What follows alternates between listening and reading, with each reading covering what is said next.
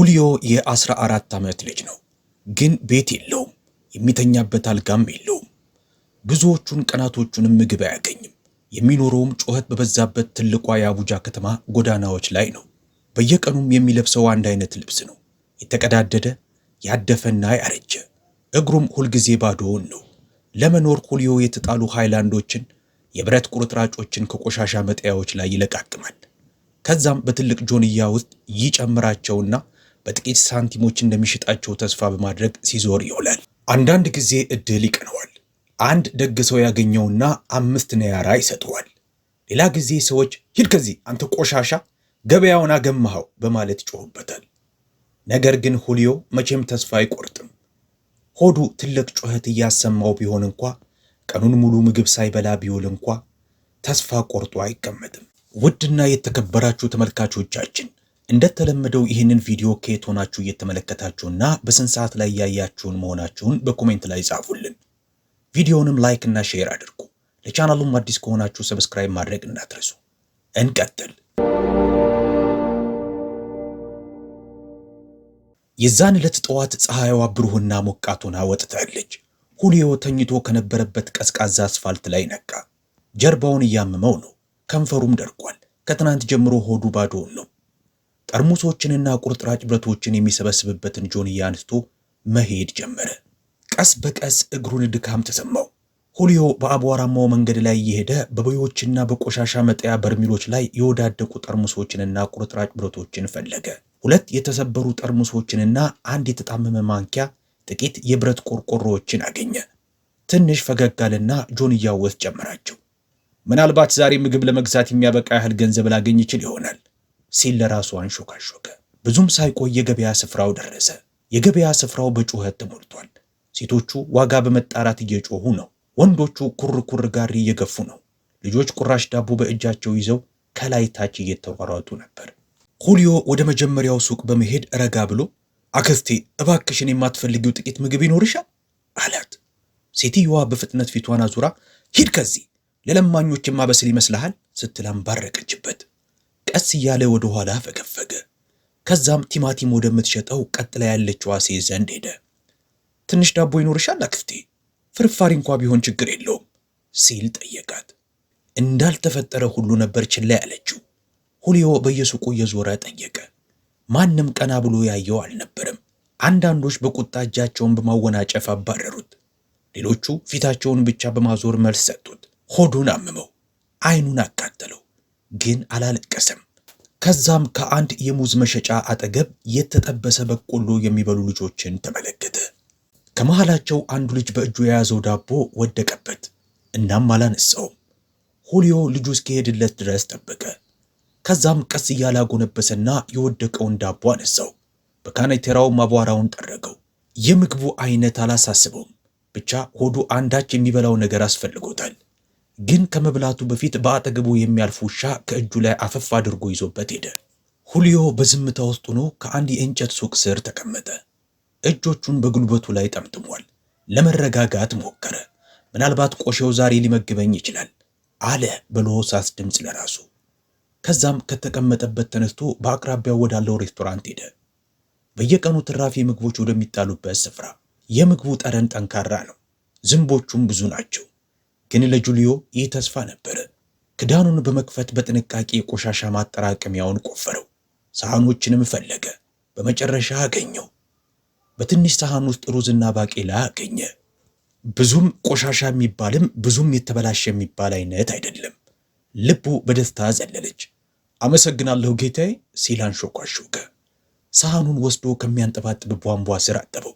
ከዛም ከትንሽ ዛፍ አጠገብ ቆሻሻ መጣያው ከሚገኝበት ካለ ተቀመጠ። የተሸከመውን ቆሻሻ መያዣ ጆንያ አወረደው። በሚንቀጠቀጡ እጁ ሩዙን ከፈተውና ፈገግ አለ። በ2 ቀን ውስጥ ይህ የመጀመሪያ ምግቡ ነው።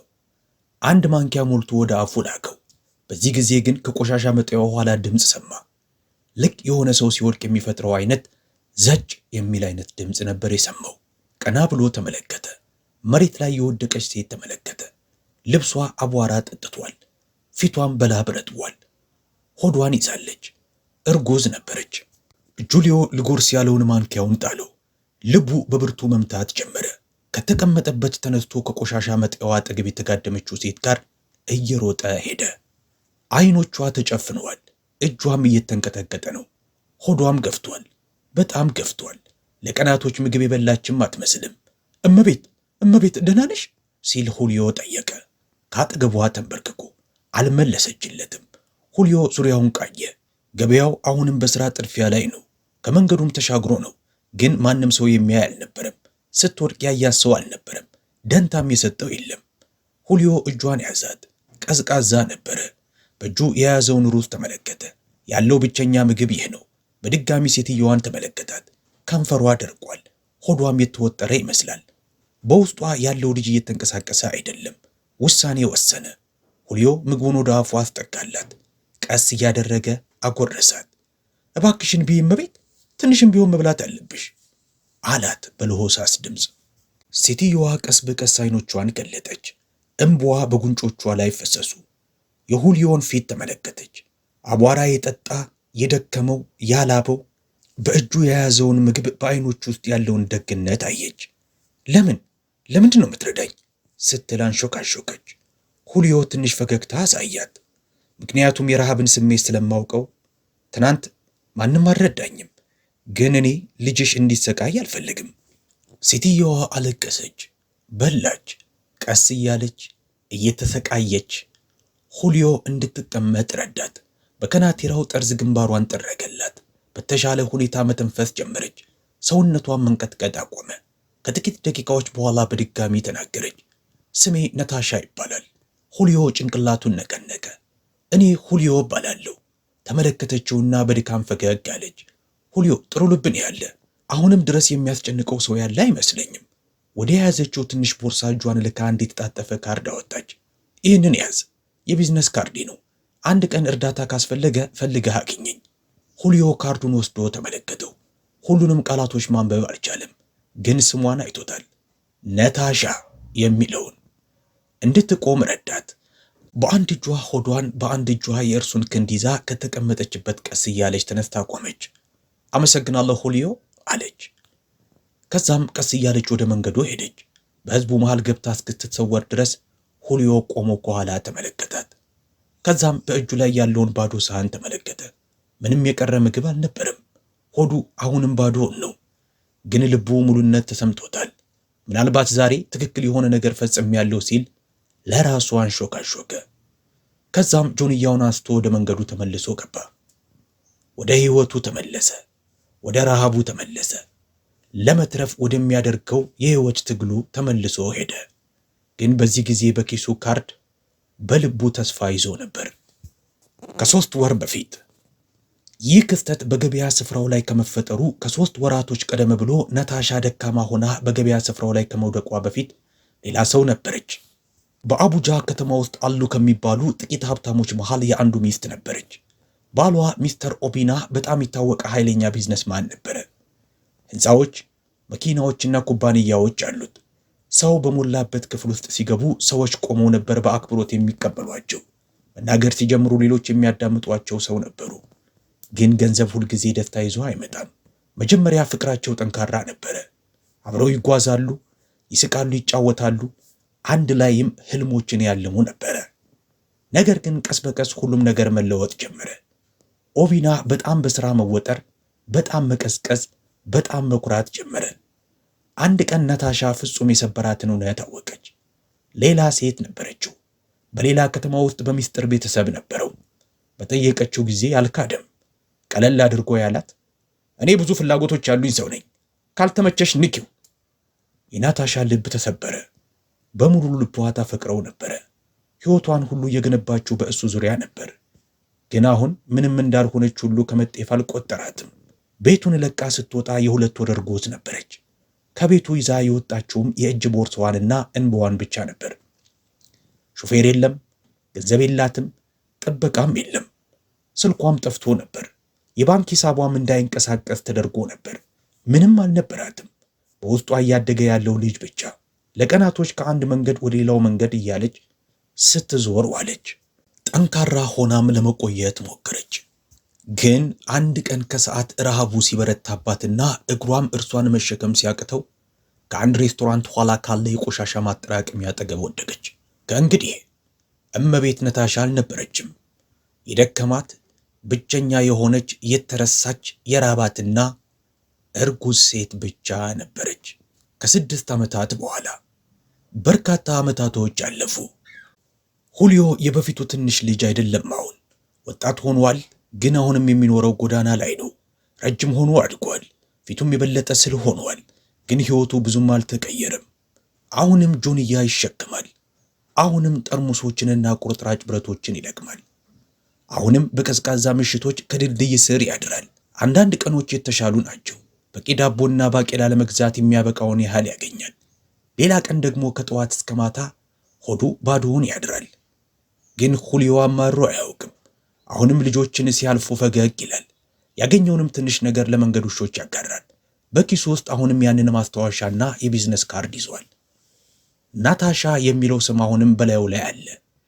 ተጠቅሞት አያውቅም። በሕይወት ትኑር ትሙትም አያውቅም። ግን ያ ካርድ በተወሰነ ሁኔታ ተስፋ ይሰጠዋል።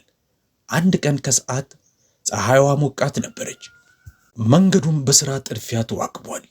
ሁሊዮ ጆንያውን በትከሻው ላይ አድርጎ መንገዱን እያቋረጠ ነበረ። መንገዱን ተሻግሮ በርካታ ቁርጥራጭ ብረቶችን አይቶ ነበርና ሌሎች ልጆች ሳይቀድሙት በፊት ሄዶ ለመሰብሰብ ፈለገ። ወደ ግራው ተመለከተ፣ ወደ ቀኙም ተመለከተ። መንገዱ ግልጽ ይመስላል። ተጠንቅቆ ተራመደ። ድንገት ሲቲቲት የሚል የጎማ ድምፅ ተሰማ። ከጥግ አንድ መኪና በፍጥነት መጣ። ሁሊዮ ዘሎ ከመውጣቱ በፊት መታው። ሰዎች ጮሁ። ጆንያው በአየር ላይ በረረ። ጠርሙሶቹ መሬቱ ላይ ተበታተኑ። ሁሊዮ መሬት ላይ ወደቀ። ደሙ ከአጠገቡ ቀስ በቀስ መንኳለል ጀመረ። ሕዝብ ተሰበሰበ። አይንቀሳቀስም፣ ወደ ሆስፒታል ደውሉ፣ እዚህ የሚዞረው ጠርሙስ ለቃሚ ልጅ እኮ ነው አሉ። አንድ ታክሲ ወደ አቅራቢያው ሆስፒታል እያጣደፈ ይዞት ሄደ። ወደ ሴንት ግሬስ ሆስፒታል። ሕሊናውን ስቶ ነበረ። እየደማ ነበረ። ትንፋሹም ትክክል አልነበረም። ዶክተሮች እየሮጡ መጡ። ከዛም አንዲት ነርስ ወደ ክፍሉ ገባች። የዋህ አይኖች፣ የተረጋጉ እጆች፣ ረሃብን በአንድ ወቅት የሚያውቀው ልብ አላት። የልጁን ፊት እንዳየች ትንፋሿ ቀጥ አለ። ቀረበችው፣ እንደገና ተመለከተችው እና በድንጋጤ አንሾካሾከች። ሁሊዮ ካጠገቧ ወዳለው ዶክተር ፊቷን አዞረችና እንዲሁም ወደ ሌሎቹ እኔ ራሴ በግሌ እንከባከበዋለሁ። ሌላኛው ዶክተር ጭንቅላቱን ነቀነቀ። እጇን ቀስ አድርጋ ደረቱ ላይ አኖረች። ምንም ሳይኖርህ መግበኸኛል። አሁን እኔም በተለይ አንተን በሕይወት ለማቆየት እፋለማለሁ። ነታሻ ነበረች። ሁሊዮ የሆስፒታል አልጋው ላይ ተጋድሟል። ሕሊናውን ስቶ ጭንቅላቱና ደረቱን በፋሻ ተጠቅልሏል። ካጠገቡ ያሉት ማሽኖች ይጮኻሉ። ፊቱ የደከመው ግን ሰላማዊ ይመስላል። ነታሻ ካጠገቡ ተቀምጣለች። ለሰዓታትም አልተንቀሳቀሰችም። ነጭ የነርስ ዩኒፎርሟ ተጨማዷል። አይኖቿ ከማልቀሷ ብዛት ቀልተዋል። ግን ልቧ ጠንካራ ነው። እጁን ቀስ አድርጋ ይዛለች። ምን አይነት ሰው እንደሆንኩ አታውቅም ሁሊዮ ስትል አንሾካሾከች። ግን አንተ ነህ ያዳንከኝ። የዛን ዕለት ከሬስቶራንቱ ኋላ ተስፋ ለመቁረጥ ተዘጋጅቼ ነበረ። ሁሉንም ነገር ታስታውሳለች። የሰጣትን ምግብ፣ የተናገራትን ቃል፣ ለራሱ ምንም ሳያስቀር ብቻውን የሄደበትን መንገድ። የነበረህን ብቸኛ ምግብ ሰጠኝ ሁሊዮ እና እኔም የሕይወትን ሁለተኛ ዕድል እሰጥሃለሁ። ቀናቶች አለፉ። ሁልጊዜ ጠዋት ነታሻ ቁስሉን ታጸዳለታለች፣ በቲዩብ ትመግበዋለች፣ ባይመልስላትም ታወራዋለች። ሌሎች ነርሶች ወደ ቤት ሲሄዱ ካጠገቡ መሽቶም ትቀመጣለች። ዶክተሮቹ የምታደርግለትን እንክብካቤ ልብ አሉ። በጣም አስፈላጊ ሰው ሳይሆን አይቀርም ላንቺ አላት አንዱ ዶክተር። ፈገግ አለችና መለሰችለት፣ ወንድሜም ባሌም አይደለም፣ ግን ዛሬ በሕይወት ለመቆየቴ ምክንያቱ እርሱ ነው። በአምስተኛው ቀን ጠዋት ልክ ፀሐይ መውጣት እንደጀመረች ነታሻ የሁሊዮን ፊት በርጥብ ጨርቅ እየጠረገችለት ነበር። ድንገት ጣቱ ተንቀሳቀሰ። አፏን ከፈተች። ሁሊዮ አለች። አይኖቹን ቀስ በቀስ ገለጣቸው። ግራ የተጋባ ይመስላል። የት ነው ያለሁት ሲል በለሆሳስ ድምፅ ጠየቃት። የነታሻ አይኖች በእንባ ተሞሉ። ቀረበችው ወደፊትና ፈገግ አለች። አሁን ደህና ነህ፣ ሆስፒታል ውስጥ ነው ያለው። እናም ብቻህን አይደለም። ተመለከታት። መጀመሪያ አላወቃትም፣ ግን በአይኖቿ ውስጥ ያለው አንዳች ነገር ትዝታውን አንጸባረቀ። አንቺ አውቅሻለሁ ሲል አንሾካሾከ። ከቆሻሻ መጤዋ አጠገብ እርጉዝ ሆነሽ ተቀምጠሽ የነበርሽው ሴት አይደለሽም? በአዎንታ ጭንቅላቷን ነቀነቀችለት። አዎ አንተ ምግብ ሰጥተኸኝ ነበር፣ ምንም በሌለኝ ጊዜ።